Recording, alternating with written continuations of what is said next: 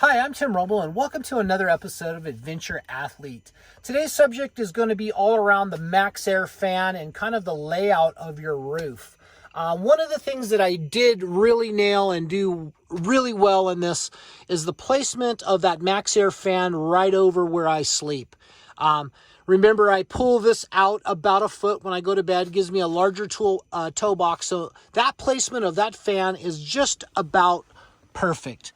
So with the MaxAir fans, you have a power switch, a plus and a minus for how fast that fan can move, and then you can either make it blow down or suck out. So my thought processes on this is put one here over where I sleep, blowing down, and then I would put another one right here in the back, and that way I would have a great cross flow. I'll have this one sucking out. One of the things I discovered, I have this vent closed right now because driving down a dirt road at speed, what happens is in the back, all of the dust churns up and gets sucked down through here and down all over my cabinets and everything. So everything gets a little bit dirty. And I've figured out now that I close that when I can remember. And the one up front doesn't seem to be affected. But if I were to do things over again, how would I set some things up? I would put another MaxAir fan directly, probably in this area right here above me. And that way, while I'm sitting on the couch, you know, maybe the heat of the day, trying to watch some TV, take a quick break, I have that downflow that I could turn on and get that downflow, and then I could, up in the cab, I could have that one suck out.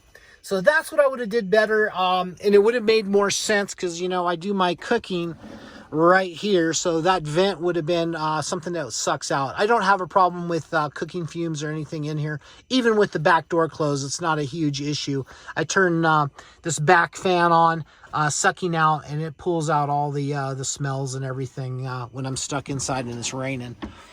But yeah, food for thought.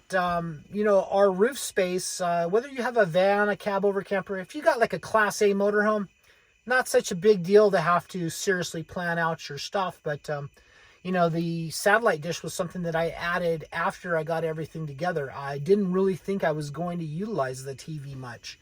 And boy, was I wrong on that, because a lot of places you go that's remote, you don't have a cell signal. And I am thinking about putting a cell booster on it. But for me, like, if you don't have signal, the reading a book and being able to watch a little TV is a wonderful thing. I have a journal, adventure journal that I write in. And, you know, plus you have your training and everything, stuff to do. But back to where I was going down the wrong path here. Think about your layout on your solar panels. I originally wanted 400 watts of solar on the roof. I could only fit 300 with the placement of where I put the fans. So lay out everything as you're doing it. Now, when I built this this truck out, I framed all these up. This is actually part of, there's a steel tube structure, square tube that sits in. So it supports the weight well. And it's something where I don't feel comfortable just coming up in the top. Not to mention there is a solar panel right above me coming in and trying to add another fan. But in a perfect world, I would definitely put a fan over where I sat. And I don't think I would do the one in the back. So that's food for thought. Something that I just wanted to get out there before you cut a hole in your van or, you know, your truck or cab over, whatever it is. Think about placement of those MaxAir fans with your solar. You know, and I'm running 460 watts of solar right now. And, you know, you just never know with the short days. More solar is better than less. I have enough, but I am considering putting a little porch on this in the back. One, will change the aerodynamics of the back of the truck up a little bit and allow me to get a tad bit better gas mileage. And I got another video coming on that, on how I've increased my gas mileage on this, because I've done a few little things on how I drive, and with tire pressure, that's the spoiler there, that's really changed that. So stay tuned for that next video coming up.